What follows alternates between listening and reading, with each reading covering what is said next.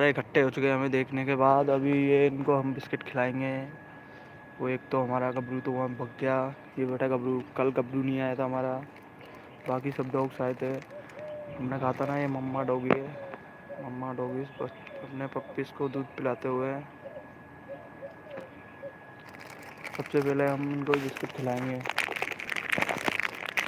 सबसे ज़्यादा बिस्किट की ज़रूरत इनको ही है। पहले इनको भगाएंगे इसके यहाँ से, फिर जाके इसको खिलाएंगे।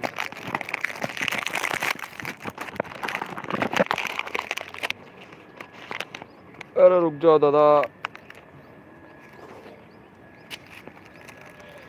टूटते जभी तो तुम्हारे सबके साथ ही आते हैं, नहीं तो तुम नहीं दे रहे।